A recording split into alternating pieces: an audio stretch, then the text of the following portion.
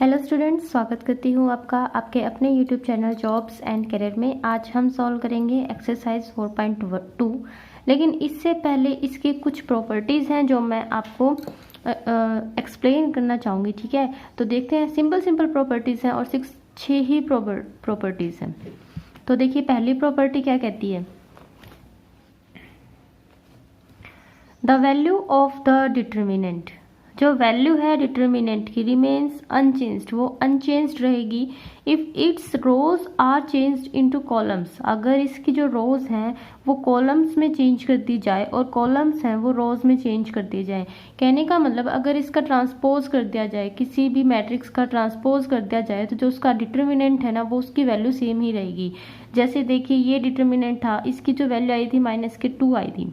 इसके बाद मैंने इसका ट्रांसपोज कर दिया और फिर इसका डिटरमिनेंट निकाला, मतलब इसकी जो रोज थी उसका मैंने कॉलम बना दिया, दोनों रोज का क्या बना दिया, कॉलम बना दिया, और अल्टीमेटली जिसके कॉलम्स थे वो रोज में चेंज हो गए।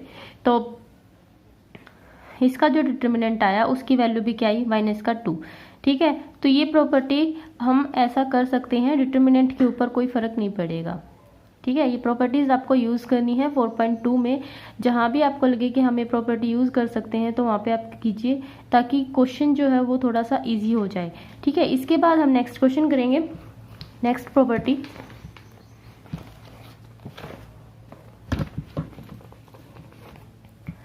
तो ये है सेकंड प्रॉपर्टी। सेकंड प्रॉपर्टी क्या कहती है, इफ द 2 रोज और कॉलम्स ऑफ ए डिटर्मिनेंट, अगर 2 रोज और कॉलम एक डिटर्मिनेंट के आर इंटरचेंज, आपस में चेंज कर दिए जाते हैं, आपस में इंटरचेंज मतलब आपस में चेंज कर दिए जाते हैं, तो जो साइन है वो चेंज हो जाएगा। जैसे अगर आपका डिटर्मिनेंट माइनस में था तो वो पॉजिटिव हो जाएगा, और पॉजिटिव था तो वो नेगेटिव हो जाएगा। देखिए, ये आपके पास ये 2 × 2 का मैंने मैट्रिक्स लिया था। ठीक है, इसमें 2 रोज है, एक R1 है, एक R2 है। मैंने इनको आपस में इंटरचेंज कर दिया। इंटरचेंज का साइन ये होता है, यानी कि R2 की जगह R1 आएगी और R1 की जगह R2 आएगी। ठीक है, आपस में इंटरचेंज हो गई, ये वाली ऊपर और ये वाली नीचे इंटरचेंज हो गई। तो साइन देखिए, ये माइनस का था, अब कैसा हो गया, प्लस का। ठीक है, इसके बाद है नेक्स्ट प्रॉपर्टी। इस प्रॉपर्टी में क्या कहा गया है कि अगर, और ये आपके बहुत काम भी आएगी। ठीक है, मुझे लगता है सबसे इंपॉर्टेंट प्रॉपर्टी और बच्चों की सबसे फेवरेट प्रॉपर्टी भी यही होती है कि एनी 2 रोज और 2 कॉलम्स आर आइडेंटिकल। अगर कोई भी 2 कॉलम और 2 रोज आइडेंटिकल का मतलब सेम है तो वैल्यू क्या आएगी डिटर्मिनेंट की, 0। यानी कि अगर 2 रोज, कोई भी 2 रोज या कोई भी 2 कॉलम अगर आपके सेम आ जाते हैं, ठीक है, तो उन जो डिटर्मिनेंट है वो 0 आता है, निकालने की जरूरत नहीं होती। बस आप ये देख लो कि इसकी ये 2 रो सेम है, तो इसका मतलब इसका जो डिटर्मिनेंट है वो क्या आएगा, 0 आएगा। ठीक है, इसके बाद है नेक्स्ट प्रॉपर्टी। नेक्स्ट प्रॉपर्टी में क्या कहा गया है कि इफ ईच एलिमेंट इन अ रो, अगर हर एक एलिमेंट एक रो और कॉलम का किसी भी डिटर्मिनेंट का मल्टीप्लाई किया जाए किसी कांस्टेंट से, तो वो जो डिटर्मिनेंट है वो उस कांस्टेंट से मल्टीप्लाई लिखा जा सकता है। देखिए, इस तरह से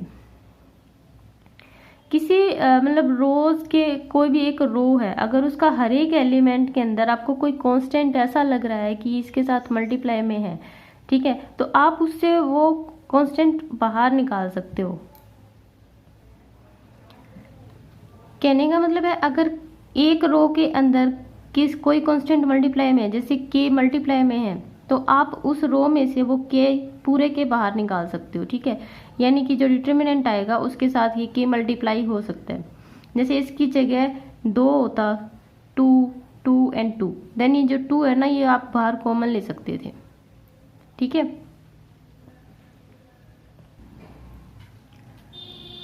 इसके बाद देखिए नेक्स्ट प्रॉपर्टी। नेक्स्ट प्रॉपर्टी क्या कहती है, if each element of a row or a column of a determinant is expressed as the sum of the 2 or more terms, अगर हर एक एलिमेंट किसी सम के अंदर एक्सप्रेस किया गया है तो डिटर्मिनेंट भी ऐसे एक्सप्रेस किया जा सकता है कि 1 या 2 डिटर्मिनेंट में आप उसको लिख सकते हैं।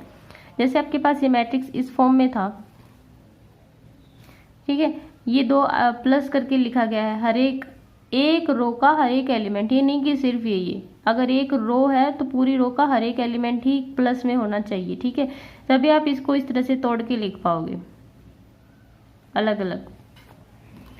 इसके बाद जो नेक्स्ट प्रॉपर्टी है वो क्या कहते हैं और इम्पोर्टेंट भी है, the value of determinant is unchanged. Value है डिटर्मिनेंट की वो अनचेंज्ड रहती है if to each element of any row और column added with some multiple के। अगर हर एक एलिमेंट किसी भी रो का किसी मल्टीपल दूसरा जो रो या कॉलम है उसके किसी मल्टीपल उसके साथ किसी मल्टीपल के साथ ऐड किया जाता है।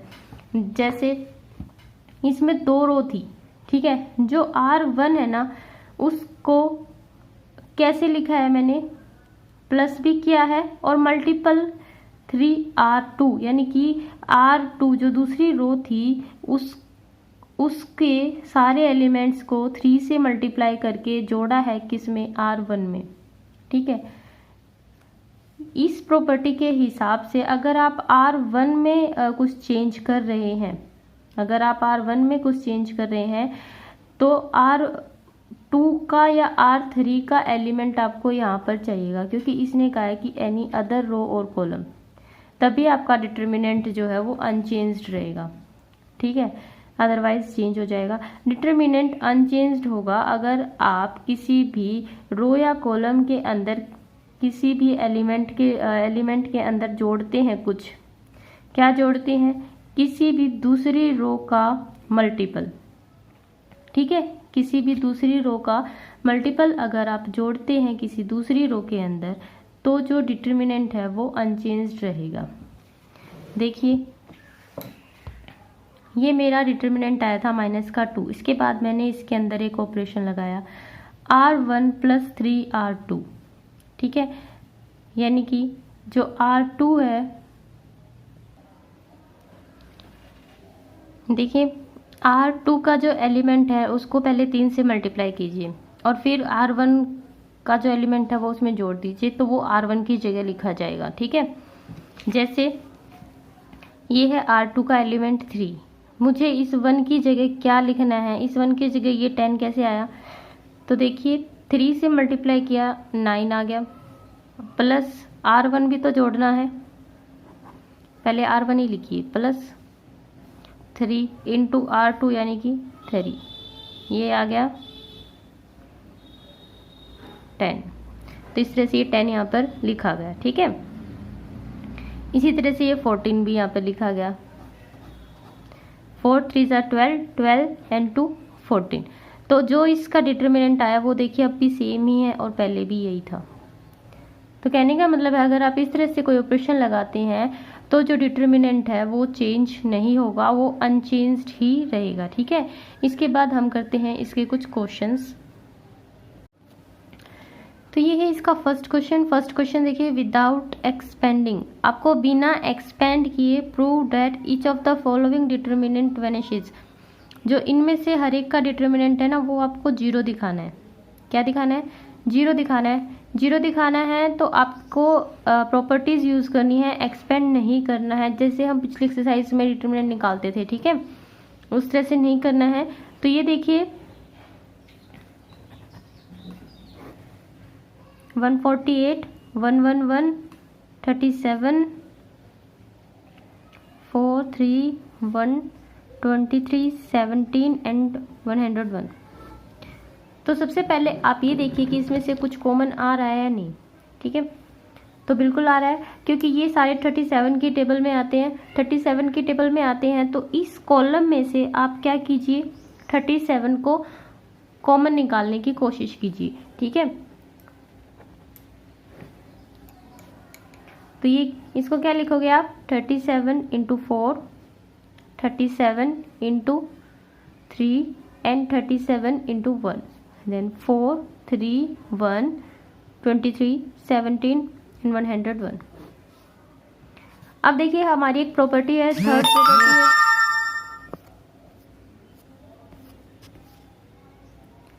तो थर्ड प्रॉपर्टी है तो वो क्या कहती है कि अगर कोई रो या कॉलम, ठीक है, उसके अंदर कोई भी कांस्टेंट है मल्टीप्लाई में आ रहा है तो आप उसको बाहर निकाल सकते हैं।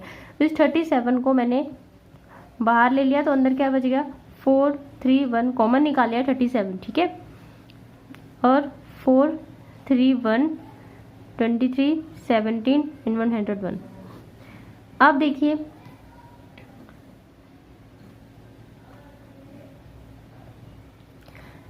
ये जो फर्स्ट का फर्स्ट पार्ट है, मैंने थर्ड प्रॉपर्टी बोल दिया था, लेकिन वो फोर्थ प्रॉपर्टी है, ठीक है। तो देखिए इसमें आपकी दो प्रॉपर्टीज लगेंगी, ठीक है। एक तो ये कि दोनों कॉलम्स आइडेंटिकल हैं, या कोई दो रो या दो कॉलम आइडेंटिकल हैं, तो डिटर्मिनेंट क्या आता है, 0 आता है। एक तो ये प्रॉपर्टी लगेगी लास्ट में, और जो कांस्टेंट वाली प्रॉपर्टी है कि ये प्रॉपर्टी लगेगी, ठीक है। ये property fourth, if each element in row और column is multiply by some constant, the determinant is multiplied by the constant, ठीक है। अगर कोई रो या कॉलम किसी कांस्टेंट से मल्टीप्लाई होते हैं तो जो उसका डिटर्मिनेंट है उस कांस्टेंट से मल्टीप्लाई हो जाता है, ठीक है। तो ये दोनों प्रॉपर्टीज हमें लगानी है। तो इसमें एक प्रॉपर्टी नंबर 4 मैं यहाँ पर लगा चुकी हूँ। अब देखिए ये column 1 and column 2, column 1 and column 2 क्या है, आइडेंटिकल है। अगर ये दोनों आइडेंटिकल हैं तो इसका मतलब जिसका डिटर्मिनेंट है वो क्या हो गया, 0 हो गया, ठीक है। 0 हो गया तो ये पूरा ही क्या हो गया, 0 हो गया। अब यहाँ पर हम रीजन लिखेंगे, या तो आप इस तरह से लिखिए कि C1 and C2, column 1 and column 2 are identical, ठीक है। अगर इस तरह से नहीं लिखना चाहते हैं तो फिर शॉर्टकट लीजिए इस तरह से कि C1 और C2 क्या है, आइडेंटिकल है, ठीक है। इसका जो सेकंड पार्ट है वो देखिए, इसके सेकंड पार्ट में आपको दिया गया है 2, 3, 4, 5, 6, 8, 6x, 9x एंड 12x। अब यहाँ पर आपको साफ साफ दिख रहा है कि ये किसके मल्टीपल्स हैं, ठीक है। ये लाइन आपको साफ साफ दिख रही है कि किसके मल्टीपल है, 3x के मल्टीपल हैं, 3 की टेबल में आते हैं, ठीक है। तो आप इसको थोड़ा सा अलग कीजिए,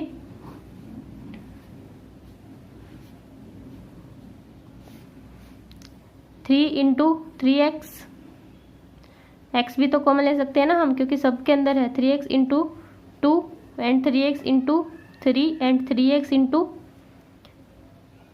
4, ठीक है। अब क्या करेंगे हम, इस 3x को बाहर लीजिए, 3x को मैंने बाहर ले लिया, अंदर क्या बच गया,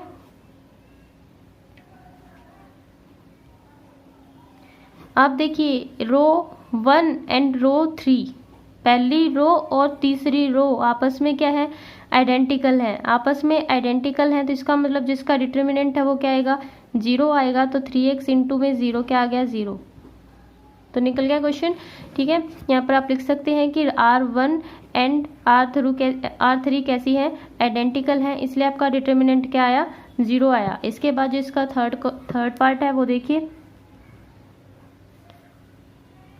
इसमें डिटर्मिनेंट आपको गिवन है 2A ABC and 2B BCA and 2C CAB, ठीक है।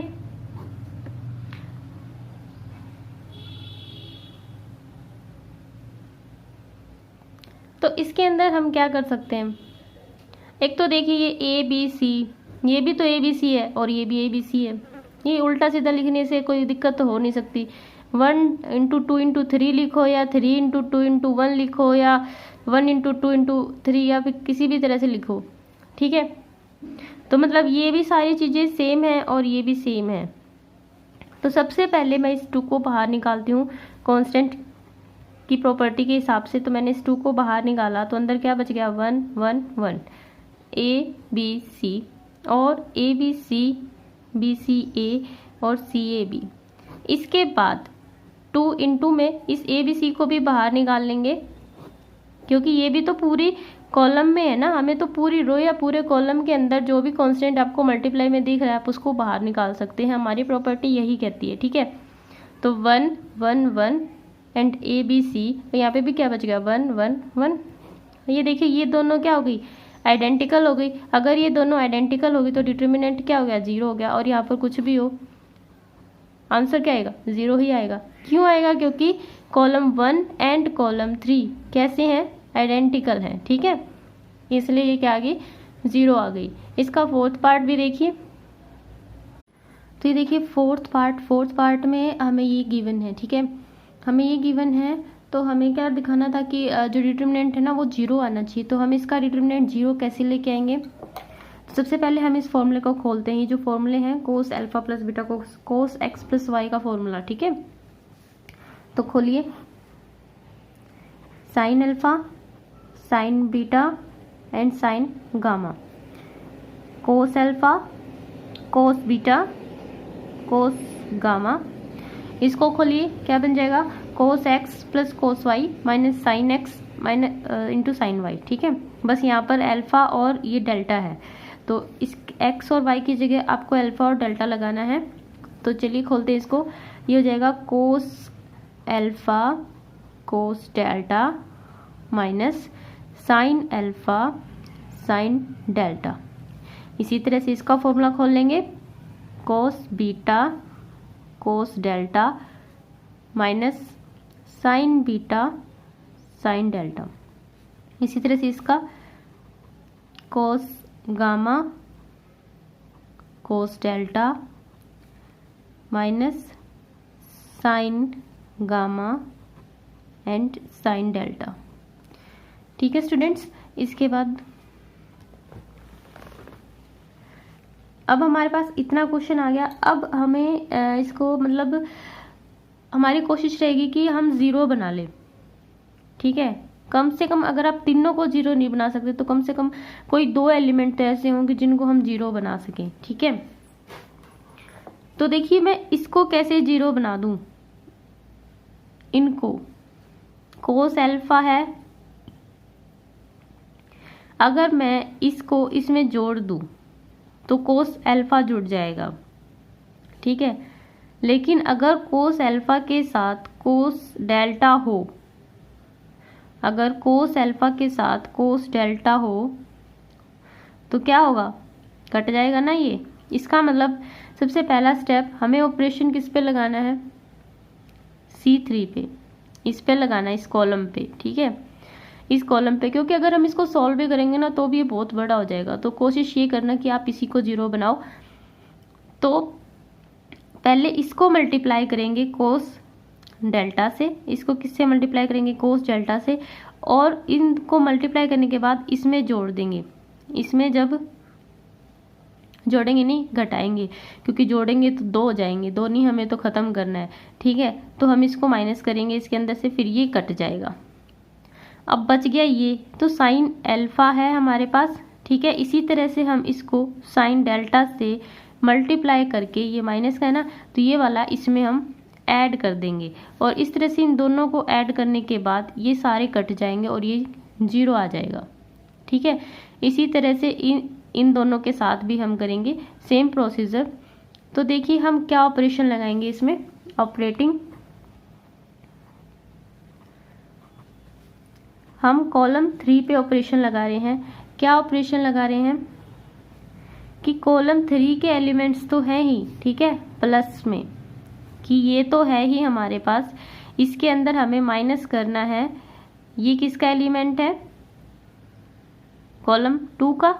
ठीक है, कॉलम 2 का एलिमेंट है ना, कॉलम 2 का एलिमेंट, इसको मल्टीप्लाई किसके साथ किया आपने, कोस डेल्टा के साथ किया।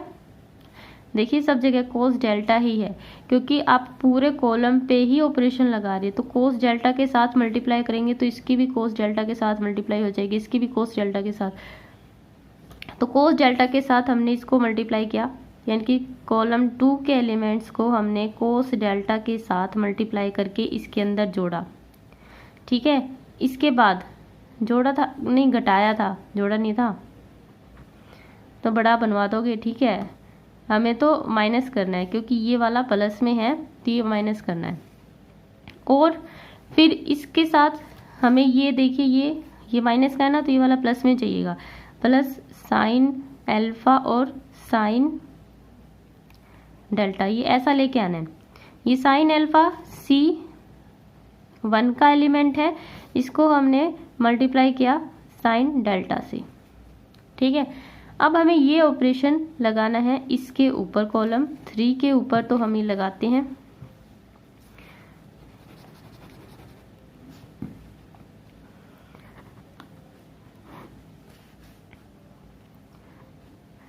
कॉलम 3 के ऊपर ऑपरेशन लगा है, तो इसका मतलब ये नहीं है कि आप कॉलम 1 और कॉलम 2 के किसी भी एलिमेंट के साथ कोई चेंज करोगे। ठीक है, ये आपको कॉलम 3 के अंदर ही चेंज करना है, बाकी एज इट इज आएंगे दोनों कॉलम्स। तो दोनों कॉलम्स लिख लीजिए पहले।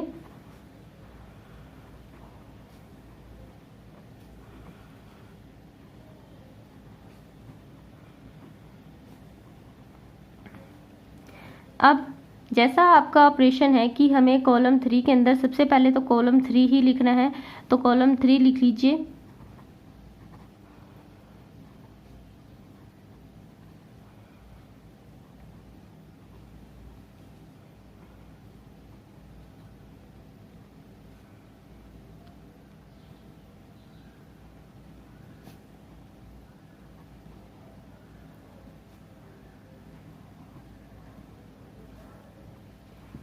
ठीक है, इसके बाद माइनस का साइन। ठीक है, कॉलम 2, ये हमारा कॉलम 2 है। अब हमें इसको लिखना है कोस डेल्टा से मल्टीप्लाई करते हुए। ठीक है, यानी कि इसके एलिमेंट्स को लिखना है और कोस डेल्टा से मल्टीप्लाई करते जाना है। तो कोस अल्फा कोस डेल्टा, आगे माइनस का sine, cos beta cos delta, इसके एलिमेंट को लिखना है और कोस डेल्टा से मल्टीप्लाई करना है, और कोस गामा कोस डेल्टा, कोस डेल्टा से मल्टीप्लाई की है, माइनस का साइन भी है और इसके एलिमेंट्स लिखे हैं। इसके बाद देखिए अब हमें प्लस करना है कॉलम 1 के एलिमेंट्स को और उनके साथ लिखना है साइन डेल्टा। ठीक है, लिखिए साइन अल्फा और साथ में क्या लिखना है, साइन डेल्टा। दूसरा एलिमेंट साइन बीटा और इसके साथ क्या लिखना है, साइन डेल्टा। तीसरा एलिमेंट साइन गामा और इसके साथ साइन डेल्टा। तो ये हमने ऑपरेशन लगाया, ऑपरेशन के बाद ये इस तरह से हो गया। ठीक है, अब देखिए क्या कट रहा है, ये वाला और ये वाला। काटने के लिए तो ऑपरेशन लगाया था ना।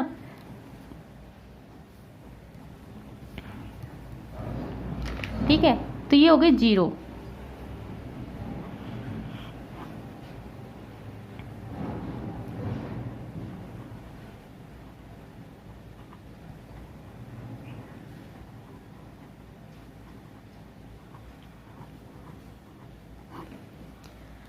और 0 हो गई, तो इसका मतलब अगर कोई भी एक रो या कॉलम 0 आता है तो इसका मतलब उसका जो डिटर्मिनेंट है वो क्या आता है, 0 आता है।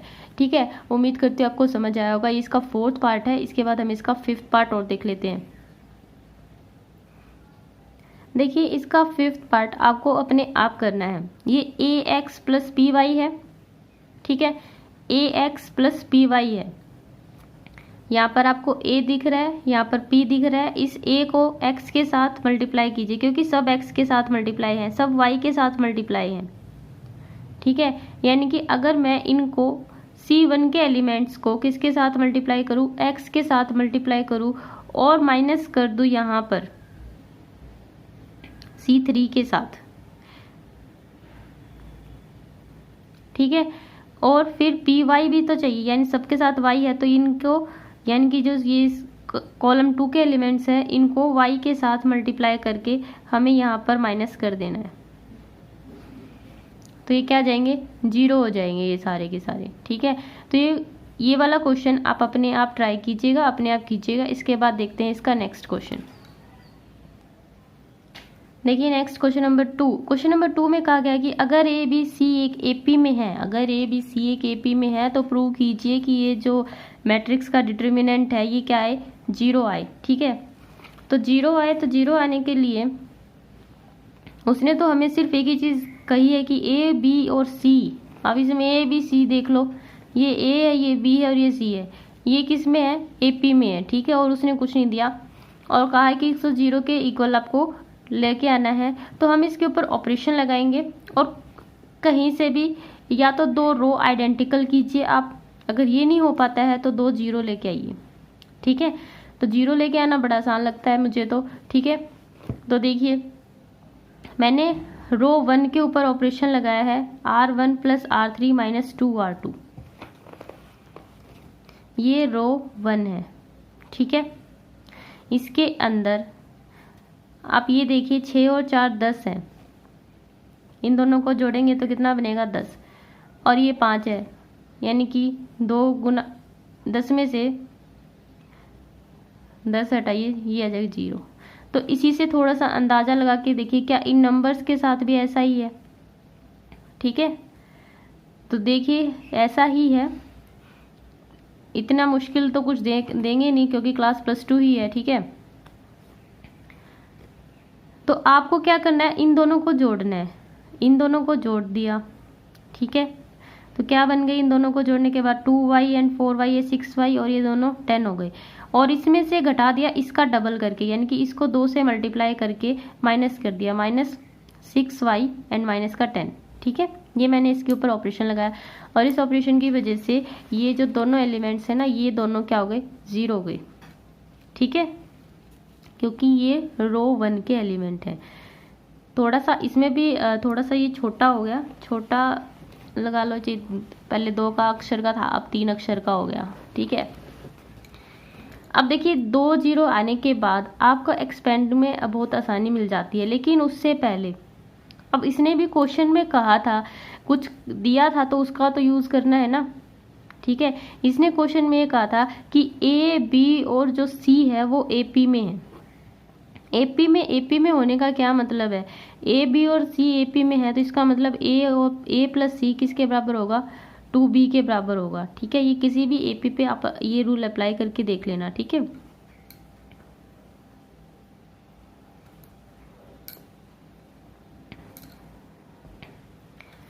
जैसे मैं यहाँ पर एक एपी ले लेती हूँ 4, 8 और 12 की, ये मेरे पास ये वाला ए का मान हुआ, ये वाला बी का, ये वाला सी का, तो इन दोनों को जोड़िए आप, ए प्लस सी कितना हो गया 16 और 2b देखिए ये भी 16। इसका मतलब ये दोनों क्या होते हैं, इक्वल होते हैं किसी भी एपी में। तो मैंने इस ए प्लस सी की जगह क्या लिख दिया, 2b लिख दिया, 2b और माइनस का 2b पहले से था तो दोनों कैंसिल हो गए, 0 आ गया। अब ये तीनों ही 0 हो गए, तीनों 0 हो गए, तो अगर एक रो या एक कॉलम 0 है तो वो जो उसको निकालने की जरूरत नहीं होती, वो अपने आप ही क्या हो जाता है, 0 हो जाता है, ठीक है। इसके बाद देखते हैं नेक्स्ट क्वेश्चन, बहुत ईजी सा क्वेश्चन। देखिए सबसे पहले आप एक बात सीख लीजिए, अगर आपके पास कोई भी डिटर्मिनेंट है और अगर आपको इसकी वैल्यू निकालनी है और अगर आपको ये 1 1 1 ये एक कॉलम या कोई रो जिसमें 1 1 1 दिया गया है, तो उसमें आपको ज़्यादा सोचने की ज़रूरत नहीं है।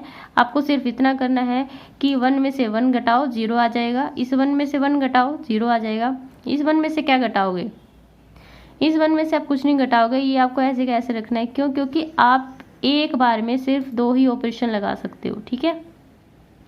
और क्योंकि ये पहले से ही आप ऑपरेट कर सके, दोनों कर चुके हो, तो इसलिए आप यहाँ पर 1 नहीं ले, यहाँ पर 0 नहीं लेके आ सकते। तो एक बार में आप सिर्फ 2 ही ऑपरेशन लगा सकते हो, तो 2 ऑपरेशन 2 लगा सकते हैं, तो दोनों लगा दिए, ठीक है।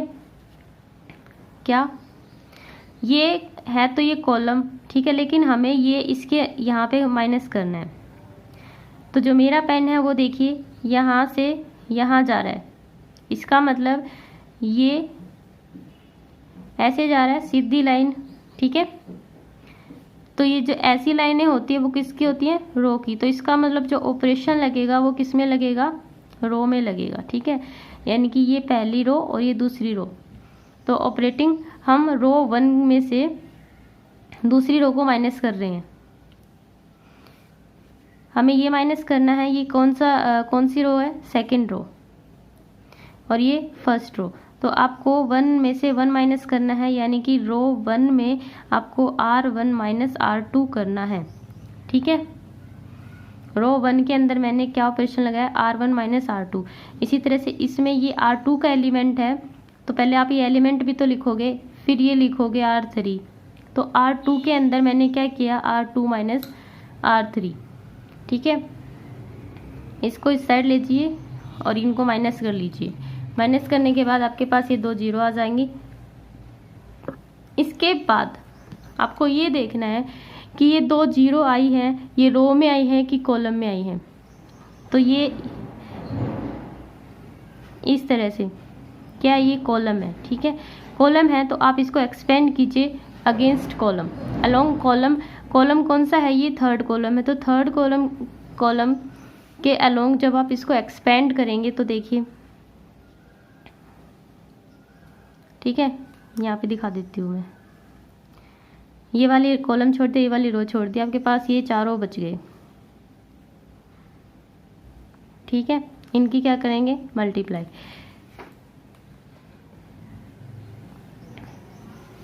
तो डिटर्मिनेंट निकाल लेंगे, 1 इंटू में ए स्क्वायर माइनस 1 इंटू में a माइनस 1 और ये a माइनस 1 इंटू में 2a माइनस 2 और मल्टीप्लाई करके सीधा लिख देंगे। ठीक है, 2 0 आने के बाद एक्सपेंड करना इसलिए भी आसान हो जाता है क्योंकि इसमें हमें ना तो साइंस के बारे में सोचने की ज़रूरत पड़ती है। ठीक है, नहीं तो अगर आप डिटर्मिनेंट निकालोगे सिंपल तरीके से, कई बच्चे सोच रहे होंगे 2 0 की ज़रूरत क्या है कि मैं तो सीधा ही निकाल लेता हूँ शुरू से ही। ठीक है, तो उसके लिए ये बहुत बड़ा मतलब क्वेश्चन बहुत लेंथी हो जाएगा। और अगर यहाँ पे ये 0 आ गई है तो हमारे 2 एलिमेंट्स जो हम शुरू में लिखते थे, डिटर्मिनेंट 3 एलिमेंट से निकलता है। जैसे इसको लिखेंगे तो 0 इंटू में, फिर प्लस, फिर 0 इंटू में, फिर ये यहाँ पे माइनस आएगा, फिर ये प्लस 1 इंटू में। तो आपके ये 2 स्टेप तो स्किप हो गए ना, ये तो आए ही नहीं क्योंकि ये 0 के साथ कुछ भी मल्टीप्लाई करो 0 हो जाता है, तो सिर्फ 1 वाला ही स्टेप आया। इसलिए हमने ये प्रोसीजर, ये जो प्रोसेस होता है ये आसान होता है, बच्चों को ये सिखाया जाता है। ठीक है,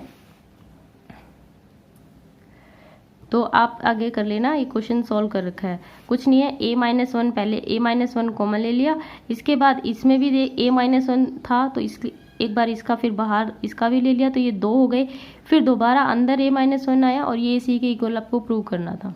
ठीक है, इसके बाद देखिए question number 4। Question number 4, the same procedure, same बिल्कुल सेम मेथड, ये 1 1 1 है। ठीक है, कॉलम वाला है, आपको ऑपरेशन किस पे लगाना पड़ेगा, रो पे, क्योंकि आपको 1 इसके अंदर घटाना है, रो के एलिमेंट्स में से घटाना है, तो बस आपको ऑपरेशन लगाना है, ये दोनों ऑपरेशन लगाने हैं और ये दोनों क्या आ जाएंगे, 0 आ जाएंगे। ठीक है, 0 आने के बाद इसको एक्सपेंड कर देना है इस तरह से। ये मैंने इस बार थोड़ा सा अलग लिख दिया, क्यों लिख दिया, क्योंकि मैंने ये 4 एलिमेंट्स अलग से दिखाए हैं, इन चारों को अलग से भी डिटर्मिनेंट की फॉर्म में ही दिखाया है, मल्टीप्लाई नहीं किया, अभी मल्टीप्लाई नीचे यहाँ पे की है। ठीक है, इसके बाद है क्वेश्चन नंबर 4। क्वेश्चन नंबर 4 में देखिए हमारे पास इस तरफ है, तो सेम वही प्रोसीजर, आपको इसको 2 को 0 बनाना है, 2 को 0 बनाना है तो हम ऑपरेशन लगाएंगे R1 पे और R2 पे, वही पिछले वाला ऑपरेशन, और इनको माइनस कर देंगे। देखिए ये R1 के एलिमेंट से मैं लिख के दिखाती हूँ आपको। R1 पे हमने ऑपरेशन लगाया है, R1 के एलिमेंट्स को लिखिए, पहले लिख लिया। हम R1 को इस तरह से लिखेंगे, किस तरह से लिखेंगे कि पहले R1 के एलिमेंट्स लिखे हैं, ठीक है, फिर माइनस का साइन लगाया है, फिर R2 के एलिमेंट्स लिखे हैं, R2 के एलिमेंट्स ये है ना, R2 के एलिमेंट्स लिखिए। ये इस तरह से हमने किसको लिखा है, R1 को। ठीक है, तो ये हमारा ऑपरेशन हो गया। अब दूसरी R2 को हमें लिखना है, R2 को हमें किस तरह से लिखना है, किस तरह से लिखना है कि पहले R2 के एलिमेंट्स लिखिए। ठीक है, हम R2 के एलिमेंट्स लिख लेते हैं, पहले लिख लिए, फिर माइनस का साइन लगाइए, फिर R3 के एलिमेंट्स लिखिए, ये R3 है, ये रो 3 है, 1, ये C और ये C का स्क्वायर। ठीक है, तो इस तरह से मैंने R1 पे और R2 पे क्या लगाया है, ऑपरेशन लगाया। R3 पे कोई ऑपरेशन नहीं है, वैसे भी ज़्यादा से ज़्यादा एक बार में आप 2 ही लगा सकते हो, तो R3 को हमने कोई चेंज नहीं किया, तो R3 को आप एज इट इज़ लिखिए। ठीक है, 1 माइनस 1 0, 1 माइनस 1 0। ठीक है, अब हमें क्या करना है, इसको एक्सपेंड कर देना है। एक्सपेंड करने के लिए अगर आपके पास ये 2 0 हैं तो आपको ज़्यादा सोचना नहीं है, लेकिन एक्सपेंड किसके अलोंग करेंगे ये आपको ध्यान देना है। देखिए आप ऐसी लाइन बनाइए, अगर आपकी लाइन बिल्कुल सीधी आ रही है, अगर आपकी लाइन ऐसी सीधी आ रही है तो आप एक्सपेंड करेंगे अलोंग कॉलम, वो आप देख लेना कौन सा, ये पहला ही है तो ये C1। ठीक है, अगर ऐसे 0 0 1 ऐसे है, यानी कि आपकी लाइन ऐसे जा रही है, तो आप एक्सपेंड करेंगे अलोंग रो। ठीक है, समझ आ गया होगा। ठीक है, इसके बाद देखिए एक्सपेंड किया मैंने अलोंग C1 के, तो C1 के अलोंग एक्सपेंड किया, लेकिन उससे पहले आप एक चीज़ देखिए, यहाँ पर मैंने 2 कॉमन निकाले हैं। कहाँ से आए हैं ये कॉमन, ये a माइनस बी ये पहली रो से कॉमन है, ये जो a माइनस बी है ये कॉमन कहाँ से आया है,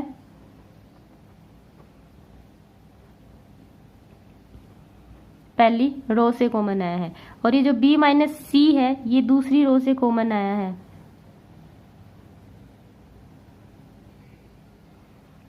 ठीक है। तो ये दोनों यहाँ से कॉमन आए हैं और जो कॉमन आते हैं ना उनको सिर्फ बाहर रखना है।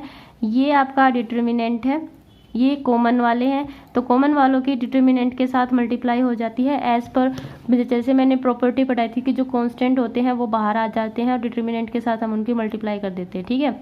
इसके बाद देखिए नेक्स्ट क्वेश्चन। अब देखिए जो 1 1 1 है ना वो किस में है, रो में है।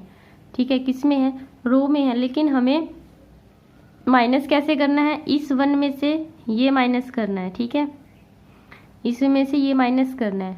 तो जब आपके इस तरह से आप डंडे से बन रहे हैं 2, तो इसका मतलब आपको कॉलम में ऑपरेशन लगाना है। ठीक है, आपको ये वाली चीज़ उठा के यहाँ पर लेके आनी है, ये लाइन उठा के यहाँ पर लेके आनी है। ठीक है, यानी कि कॉलम उठा के यहाँ पर लेके आना है, तभी माइनस होगा। तो यहाँ पर आपको 2 कॉलम के साथ करना है। तो देखिए कॉलम 1 को मैं किस तरह से लिखूंगी, मैं यहाँ पे रफ वर्क कर रही हूँ, सिर्फ आपको दिखा रही हूँ भी कैसे लिखा है। ठीक है, C1 को मैंने कैसे लिखना है, पहले C1 के एलिमेंट्स लिखिए, ये C1 के एलिमेंट्स हो गए। ओके, इसके बाद माइनस का साइन लगाइए। C2 के एलिमेंट्स लिखिए, ये C2 के एलिमेंट्स C1 में लिख रहे हैं हम। ठीक है, तो यहाँ पे लिखेंगे। तो ये तो हमने क्या लिखा है, C1, हमने C1 को इस तरह से लिखा है, लिख दिया। अब C2 को हमें किस तरह से लिखना है कि पहले C2 के ही एलिमेंट्स लिखने हैं, लिख लीजिए,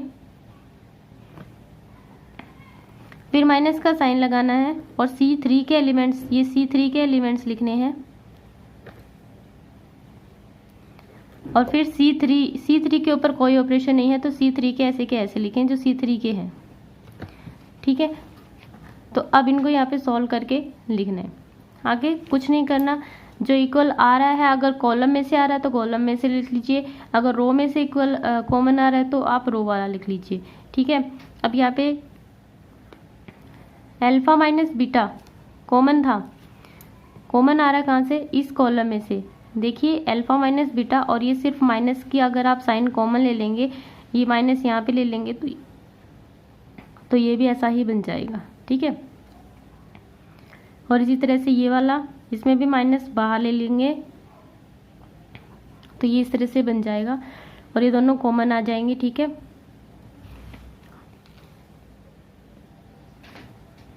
और फिर हम देखिए, अब आप ये वाला देखिए, आपकी जो लाइन इस तरह से जा रही है, यानी कि हमें एक्सपेंड करना है किसके अलोंग, रो के अलोंग। ठीक है, किसके अलोंग, रो के अलोंग। तो एक्सपेंड करना है तो एक्सपेंड करेंगे अलोंग रो, और एक्सपेंड, ये वाले तो कॉमन वाले ही हैं। ठीक है, तो ये डिटर्मिनेंट में इनको देख के कंफ्यूज मत होना, ये कॉमन वाली चीज़ें हैं। आपका डिटर्मिनेंट बस इतना सा है। ठीक है, ये डिटर्मिनेंट है और इसके बाद यहाँ पर ये सॉल्व होके आ गया और यही हमें प्रूव करना था, हैंस प्रूव्ड। अगर वीडियो से आपकी कुछ हेल्प हुई हो तो वीडियो को शेयर कीजिए और सब्सक्राइब कीजिए। Thank you for watching.